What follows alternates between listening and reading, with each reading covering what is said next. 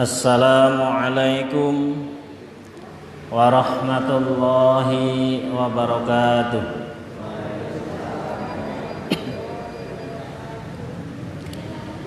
Alhamdulillahilladzi hadana lihada wa ma kunna linahtadiya laula an hadanallah wa ma kunna linatawajjaha laula awwajjahanallah wa ma kunna linattafiqa laula awwaffaqanallah. Ashhadu an la ilaha illallah wahdahu la syarika lah wa ashhadu anna Muhammadan abduhu wa rasuluh.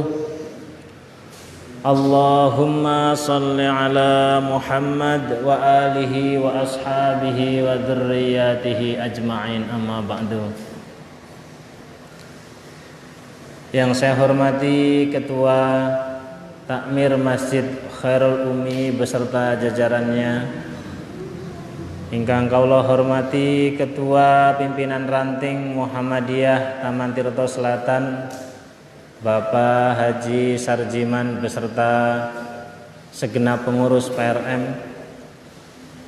Yang saya hormati para bapak, para ibu, adik-adik jamaah Masjid Khairul Umi, alhamdulillah yang pada malam hari ini kita semua masih diberikan karunia kesehatan lahir dan batin oleh Allah Subhanahu wa taala. Amin ya rabbal alamin. Pertama-tama marilah kita panjatkan puji syukur kehadirat Ilahi Rabbi atas limpahan segala tabi'in, para tabi'in tabi'in. Mudah-mudahan kelak di hari kiamat nanti kula panjenengan sami angsal syafaatipun. Amin ya rabbal alamin. Para bapak, para ibu jamaah rahimakumullah. Pada kesempatan malam coba belajar bersama tentang proses kehidupan yang dicontohkan oleh baginda Rasul Muhammad sallallahu alaihi wasallam. Yang pertama, contoh kehidupan yang dialami oleh Rasul adalah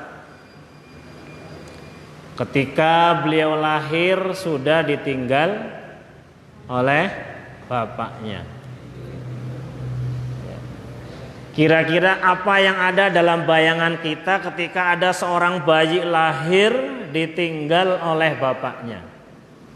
Pak, ngapunten. Kira-kira apa yang ada dalam benak panjenengan, Pak? Ngapunten dengan kali Pak sinten, Pak? Oh nggih. Anu pangling nggih, tetep nggih. Nggih. Kira-kira panjenengan ketika ada tetangga yang melahirkan, ya, mohon maaf ini contoh saja, ditinggal nggak ada ayahnya meninggal dunia, apa yang ada dalam benak kita? Yang pasti pertama adalah sedih. Nggih mboten, Bu? Mboten.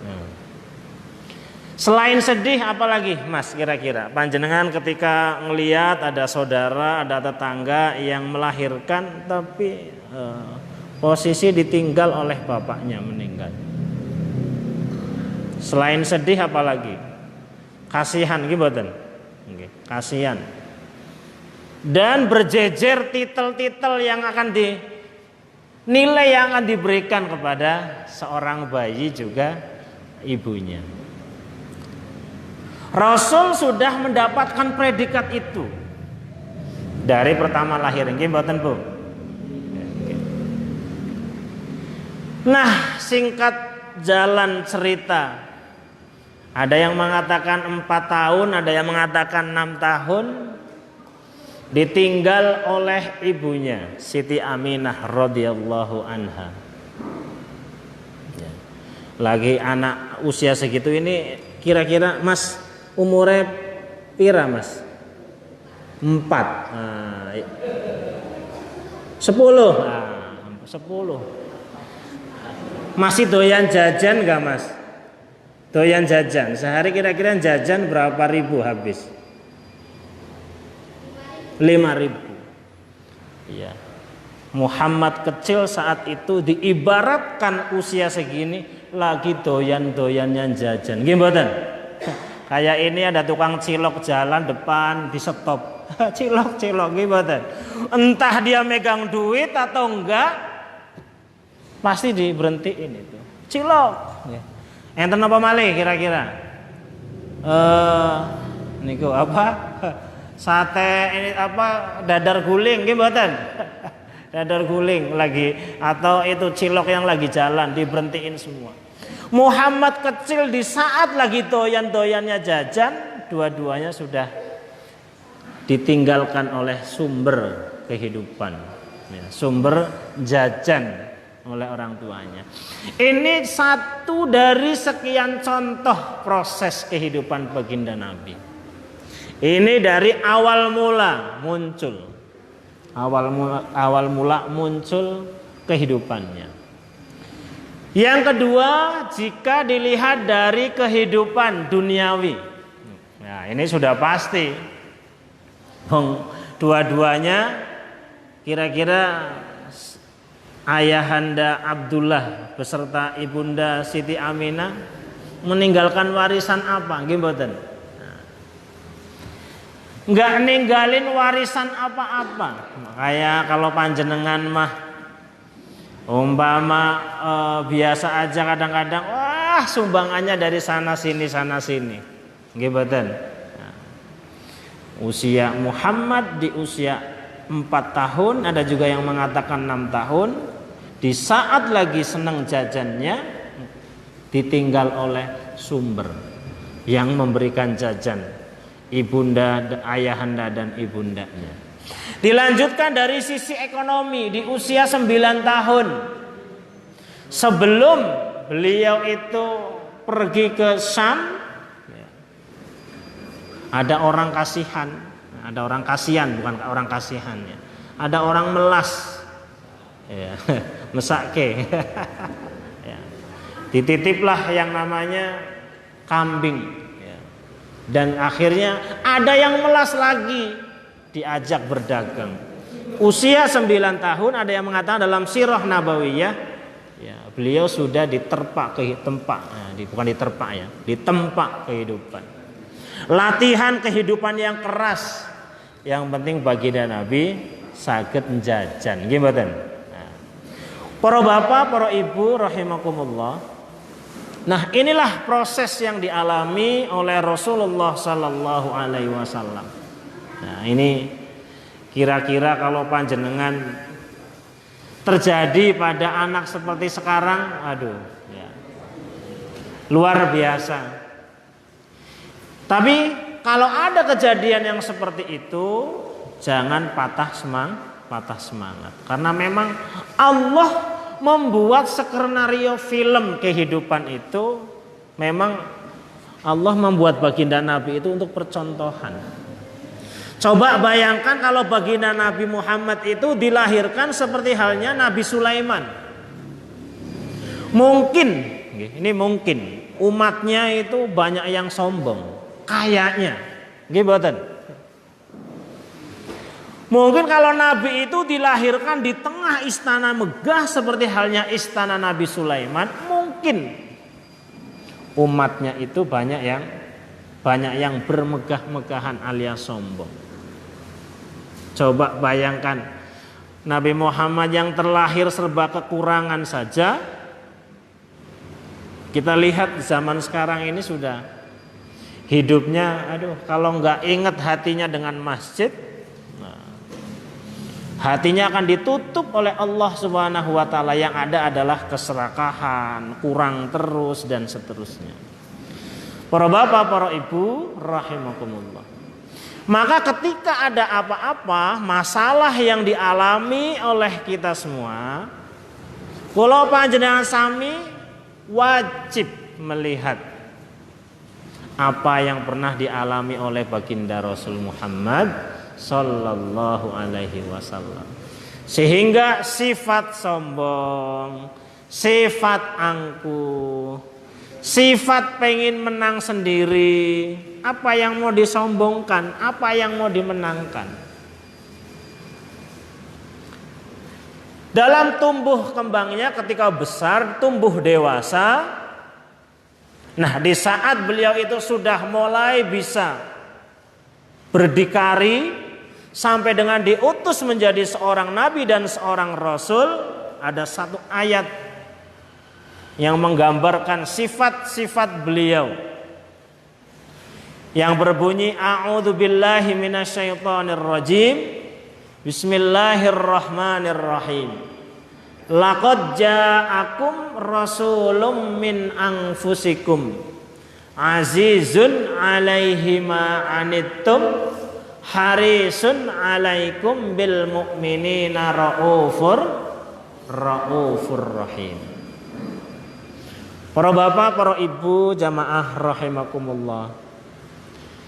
Sangkin solehnya baginda Nabi, sangkin hebatnya beliau diabadikan oleh Allah Subhanahu wa taala sifat-sifatnya. Ini satu ayat dari sekian ayat-ayat yang menggambarkan kesalehan beliau, yang menggambarkan kehebatan beliau. Karena memang sudah sukses menjalani masa proses kehidupan. Nggih mboten? Beliau sukses dianggap oleh Allah Subhanahu wa taala menjalani cobaan dari yang paling kecil sampai yang paling besar cobaan hidupnya. Maka diangkatlah derajatnya yang paling mulia. Maka umpama kados kula panjenengan umpama baru sakit batuk, ya kadang-kadang tempat pelampiasannya itu Allah di saat kita lagi sakit. Umpama ada saudara kita dikasih cobaan sakit seminggu nggak sembuh-sembuh, baru di situ ngeluh terus sama Allah, ya Allah giliran sakit, ya Allah, aduh ya Allah. Nggih mboten Bu. Kira-kira panjenengan lagi seneng kathah syukuren apa kathah kesupene Bu?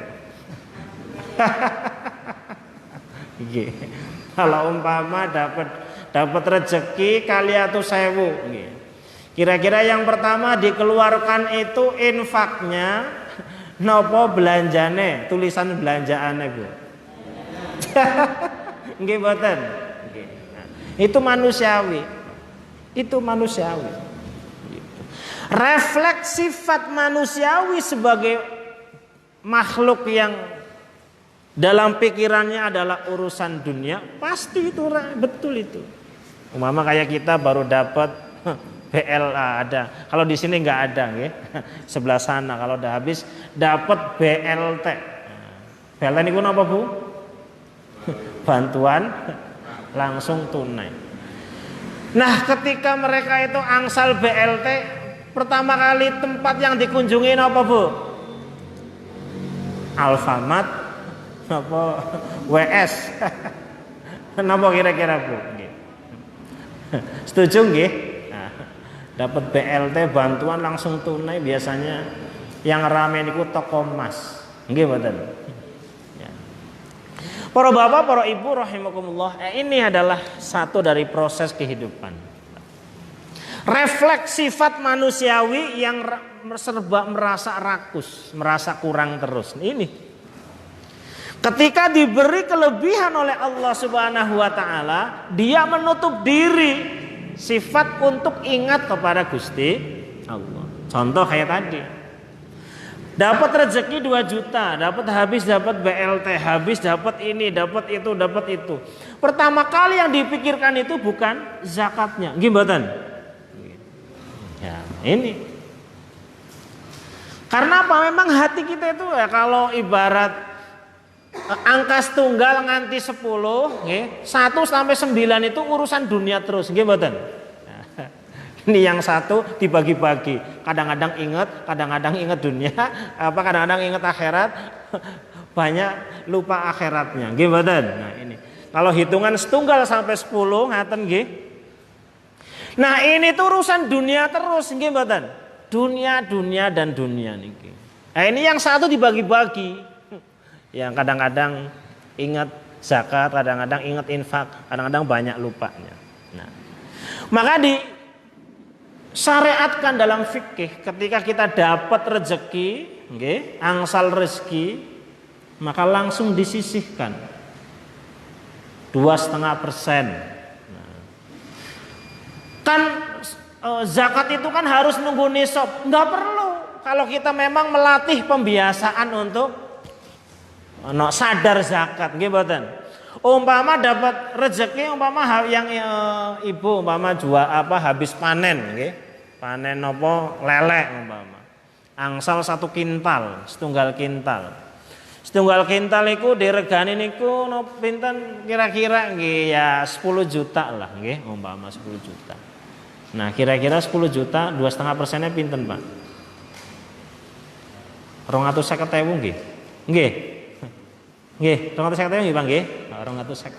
250.000. Nah, kadang-kadang kalau lagi dapat rezeki banyak ditutup oleh akal duniawi pikirannya. Akal pikiran duniawinya. Inilah makanya hati kita harus selalu dicas. Nggih mboten, Bu? Nggih. Nah, berapapun dapat rezekinya. Soalnya apa? Jangan jadikan Gusti Allah niku hanya tempat untuk kalau kita lagi ngeluh banyak masalah baru ingat Gusti, baru ingat Gusti Allah. Nah, emang betul dalam Al-Qur'an itu. Ketika kita diberikan kebaikan-kebaikan, kita sulit untuk mengeluarkan. Manu'a ke dalam Al-Qur'an itu. Pelit. Karena apa? Memang hatinya tertutupi oleh sifat-sifat duniawinya.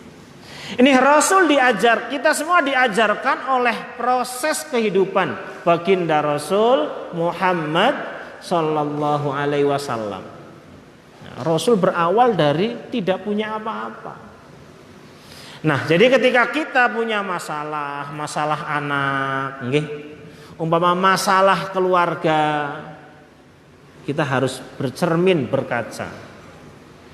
Oh, ternyata masih banyak orang lain yang mengalami yang mungkin lebih parah dari masalah kula panjenengan sami. Sehingga kita akan banyak syukur nikmat. Kanjeng Nabi termasuk ada sebuah buku yang ditulis oleh namanya Philip Zimbardo. Nah, ini orang barat. Tapi bukunya itu dikutip oleh Profesor Komarudin Hidayat. Itu dalam buku yang berjudul tentang The Power of Now, tentang hebatnya mengelola waktu. Hebatnya mengelola waktu, hebatnya manajemen waktu, termasuk baginda Rasul Muhammad sallallahu alaihi wasallam itu termasuk orang yang sukses mengelola waktunya, waktu kehidupannya. Nah, jadi waktu dari mulai proses masa susahnya dilalui terus, ya, dilalui. Nah, di saat beliau itu sudah mulai sukses, ya, diangkat derajatnya oleh Allah Subhanahu wa taala sebagai seorang nabi dan seorang rasul dalam sirah nabawiyah di usia 40 tahun, ya. Akhirnya sifat-sifatnya ditulis dalam Al-Qur'an. Ya, salah satunya tadi ayat tadi. Laqad ja'akum rasulun min anfusikum azizun 'alaihi ma 'anittum harisun 'alaikum bil mu'minina raufur rahim. Yang pertama sifat Kanjeng Nabi itu adalah harisun 'alaihi ma 'anittum. Yang pertama azizun alaihi ma anittum. Ya, ini yang pertama. Sifat Nabi itu adalah orang yang gampang merasakan masalah yang dialami oleh orang lain. Nah, kalau bahasanya Pak Ketua PRM Pak Haji Sarjiman itu sense of crisis. Nah, ini. Ya. Jadi beliau itu gampang merasakan apa yang dialami oleh orang lain.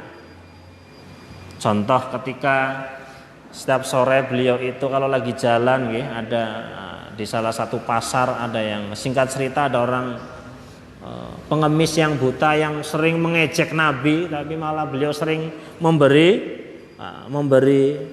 roti di situ. Ada satu hadis yang diriwayatkan, salah satu hadis Nabi yang berbunyi, idza tobahta marokotan, jika engkau itu memasak sayur, marokotan nggih, sayur nggih. Fakthir ma'aha, maka perbanyak kuahnya. Wakti jironaka, dan bagi-bagi kepada tetangga. Idza tobah, atau umi ibu biasanya kalau dipanggil bapaknya apa bu? Mboke bocah. Ada yang manggilnya mboke bocah ya.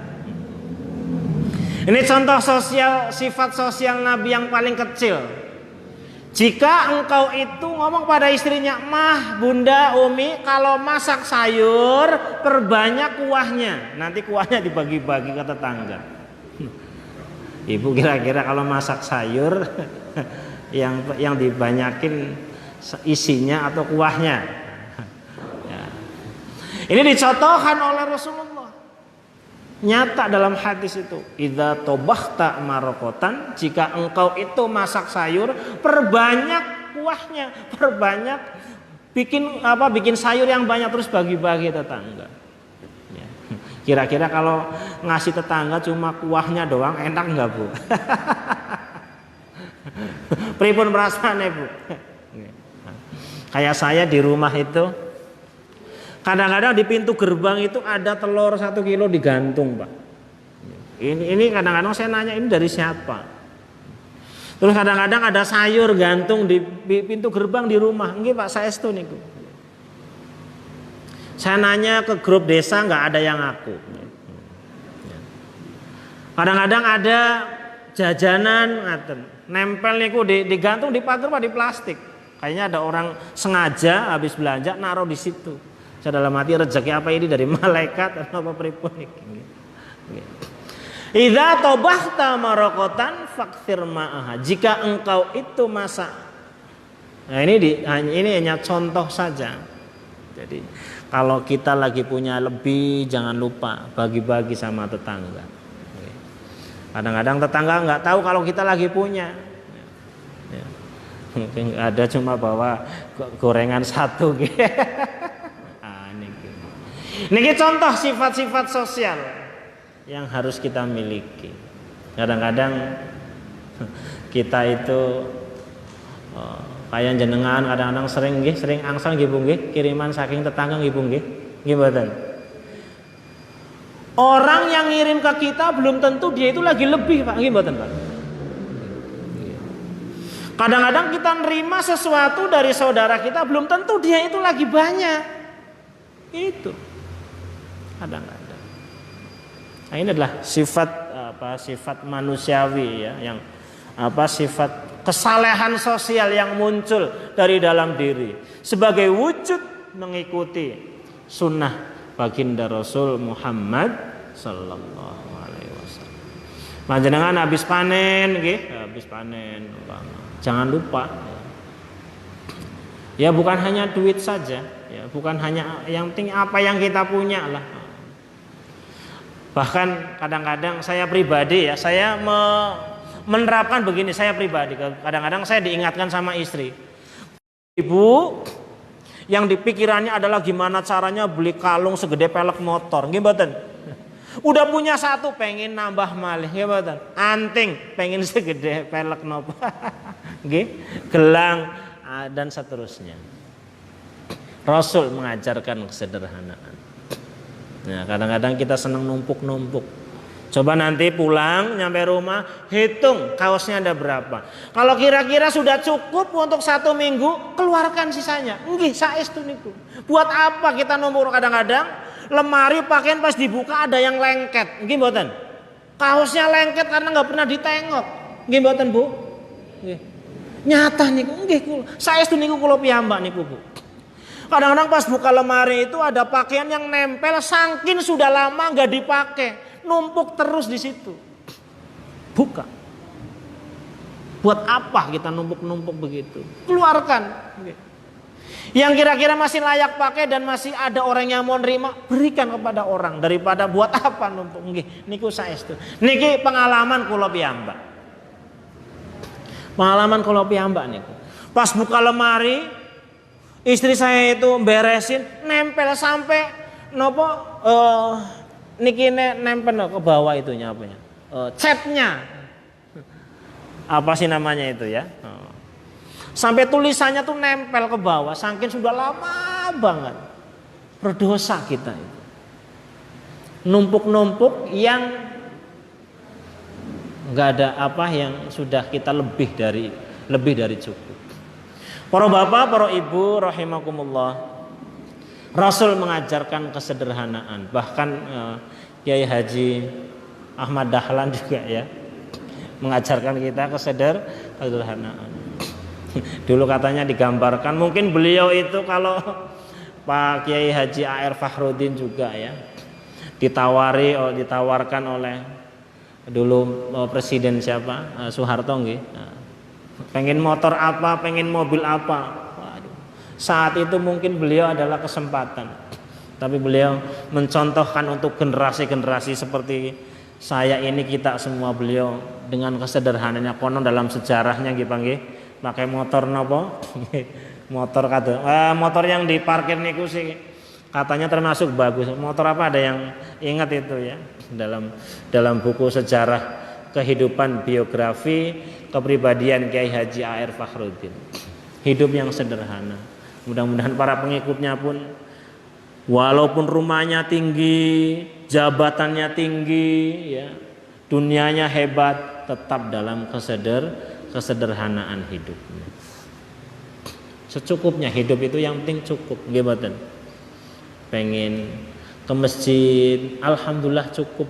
Dilalah anaknya nggak pada rewel, nggih mboten. Mau belanja cukup. Rasul mengajarkan kesederhanaan. Nyampe rumah, kalau kelebihan kaos kasih ke saya. Nggih. Nggih Pak niku, saestu niku. Enggak usah dijual, enggak usah. Dikasihkan yang mau saja nggih. Saya biasanya kemarin saya ada celana 5, baru dipakai kurang lebih antara 3 bulanan apa ya. Ya ada yang istilahnya masih layak pakai. Saya kasih ke mahasiswa yang tunggu di Masjid Jetis. Ini kalau masih ada yang cocok pakai. Kalau nggak ada yang cocok, kegedean atau kekecilan, kasihkan ke temennya. Yang penting jangan kembali ke saya. Enggak Pak niku. Tapi alhamdulillah Pak. Dilalah nanti ada yang ngasih lagi. Ada gantinya maksudnya. Oke. Ada. Oh, nggih Pak, monggo. Nggih Pak.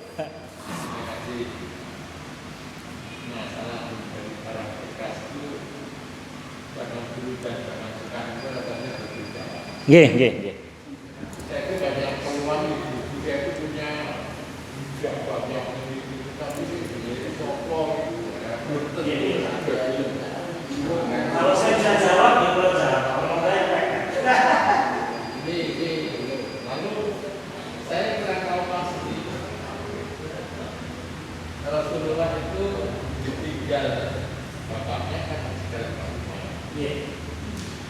Ditinggal ibunya umur berapa saya kurang tahu pasti.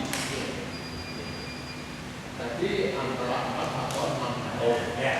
Padahal Rasulullah itu kan disusui. Iya. Karena ditinggal meninggal ibunya. Walaupun 6 tahun disusukan orang lain gitu. Ya, jadi gitu. Pikiran kok ini yang benar yang mana ya ini? Soalnya sudah gede kan? Iya, 6 tahun. Maka kan dia disusukan pada ibu yang lain. Nah ini monggo.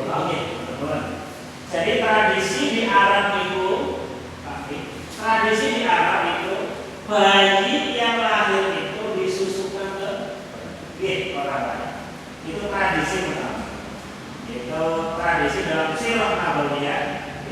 tradisi Arab itu bayi yang baru lahir dulu nggak tahu sekarang, itu disusukan kepada orang lain. Jadi kita memperkerjakan orang lain istilahnya. Entah itu ada asbabun nuzulnya apa pas aslinya nggak keluar saya nggak tahu. Jadi tradisinya kan. Jadi beliau saat itu nggak ada di situ, nggak ada yang menjelaskan di sirah nabawiyah itu umpama dari aspek medis nih, dia umpama Siti Aminah itu nggak keluar asinya atau apa. Tapi yang ada itu menggambarkan tentang tradisi kebiasaan orang Arab yang baru lahir itu disusukan ke orang lain. Nah waktu itu kebetulan disusukan kepada Siti Halimatus Sa'diyah, seorang perempuan yang belum menikah.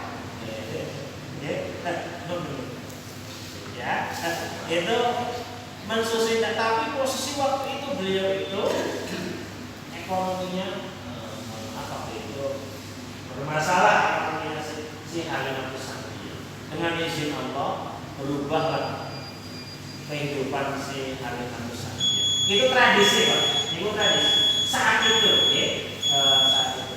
Tapi asbabul wurudnya nggak tahu apa itu tradisi, karena ini perempuan kalau baru melahirkan nggak keluar aslinya saya belum baca. Tapi yang menyebutkan hal itu menyeluruh secara general. Nah di usia 4 tahun itu sudah otomatis sudah nggak menyusui ya, karena memang sudah dititipkan. Karena untuk apa, bapaknya sudah wafat, itu dititipkan kepada waktu pamannya Abu Thalib. Dititipkan dari kecil, secara keluarga sudah dititipkan, secara lisan sudah dititipkan, secara status karena sudah ditinggal oleh bapaknya ketika beliau lahir, sudah tertinggal oleh bapaknya. Ada yang mengatakan baru 4 bulan dalam kandungan, ya, ada yang gitu ya, dan seterusnya. Saya kira ngerti Pak. Jadi itu tradisi ya, bukan. Tapi asbabul wurudnya saya belum pernah baca. Itu tradisi itu apa, seorang perempuan yang Arab itu waktu itu melahirkan nggak keluar asli, saya nggak. Belum ada yang menjelaskan. Sehingga cukup mengatakan para bapak, para ibu yang bisa saya sampaikan pada hari ini. Mudah-mudahan saya kira ini pengajiannya hanya kesimpulannya. Sampai rumah buka lemari mau kesimpulan kurang lebihnya